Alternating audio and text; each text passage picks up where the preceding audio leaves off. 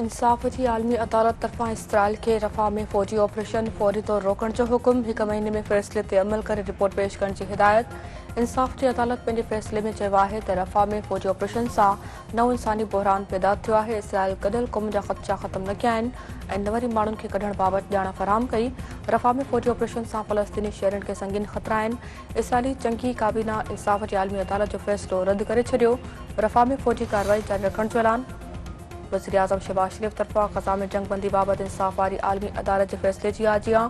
संदसि चवणु आहे त गॾियल क़ौमुनि जे सलामती काउंसिल ऐं आलमी बिरादरी ग़ज़ा में इसराइली ऑपरेशन रोकण बाबति आलमी अदालत जे फ़ैसिले ते फौरी तौर अमल कराए। आलमी अदालत जे फ़ैसिले सां दुनिया में अमन जी राह हमवार थींदी। मज़लूम इंसानियत जे हक़ में फ़ैसिलो ॾींदड़ 13 जजनि ऐं पिटीशन दाख़िल करण ते ॾखण अफ्रीका खे हू भेटा पेश करे थो।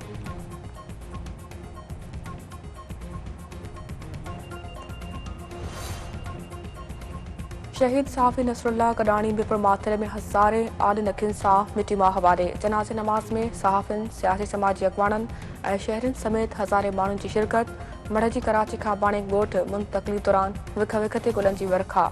वाक़े ख़िलाफ़ सिंध सरापा एहतजाज। ख़ैरपुर, उमरकोट, सांगड़, डहरकी, खानपुर मर, वारहा, नसीराबाद, लालूराइंग, रानीपुर, हिंगोरजा, काज़ी अहमद, थरी मीरवा में मुज़ाहिरा।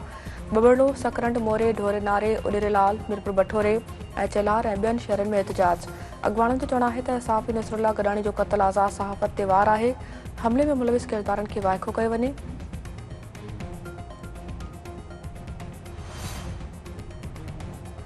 सिंध सरकार तरफ़ां सहाफ़ी नसरुल्लाह कडाणी जे वारसनि जी माली मदद करण ऐं ॿारनि खे तालीम ॾियण जो ऐलान। सीनियर सूबाई वज़ीर शर्जील इनाम मेमण जो चवणु आहे त नसरुल्लाह कडाणी जे क़त्ल में मुलविस जवाबदारनि खे गिरफ़्तार कयो वेंदो। पुलिस क़त्ल जे शक में कुझु गिरफ़्तारियूं कयूं पियूं आहिनि। सहाफ़िन ते हमला कंहिं बि सूरत में बर्दाश्त न कया वेंदा।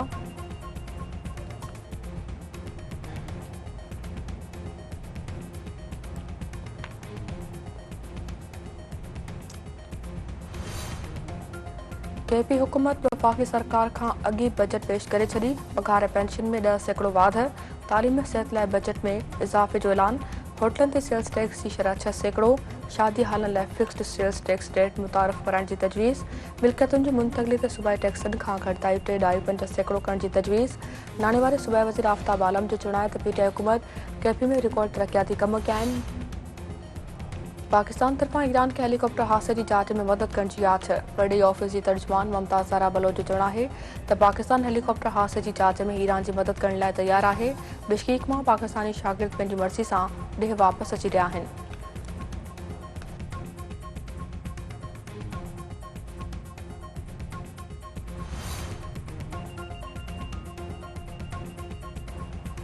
पाकिस्तान ऐं IMF में विच में स्टाफ लेवल मादे लाइ ॻाल्हियुनि में अॻभराई। ॿिन्हिनि धिरनि में नए कर्ज़ प्रोग्राम लाइ ॻाल्हियूं मुकमल। आलमी मालियाती इदारे जे मिशन चीफ नेथन पोर्टर जो चवणु आहे त पाकिस्तानी मईशियत जी बहितरी लाइ डिघियूं ॻाल्हियूं कई वयूं आहिनि। हुकूमत आमदनी वधाइण चाहे थी। टैक्स ओगाड़ी शफ़ाफ़ थियणु घुरिजे। पाकिस्तान में तवानाई जे शोबे में सुधारा ज़रूरी आहिनि।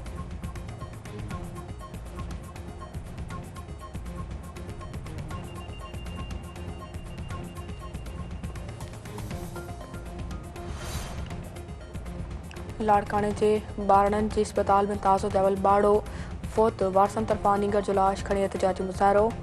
डॉक्टरनि ते लापरवाही करण जो इल्ज़ाम।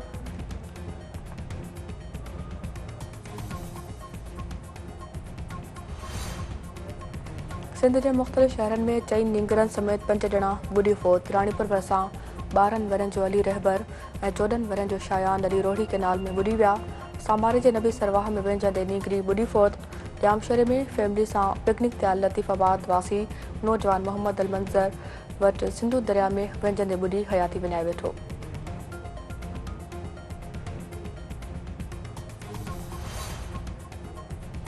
ऐं पाकिस्तान T20 वर्ल्ड कप लाइ 15 रुकनी स्क्वाड जो ऐलान करे छॾियो। बाबर आज़म टीम जी क़यादत कंदो। मोहम्मद रिज़वान, फ़खर ज़मान, साइम अयूब, हारिस रऊफ़, उस्मान ख़ान टीम जो हिसो।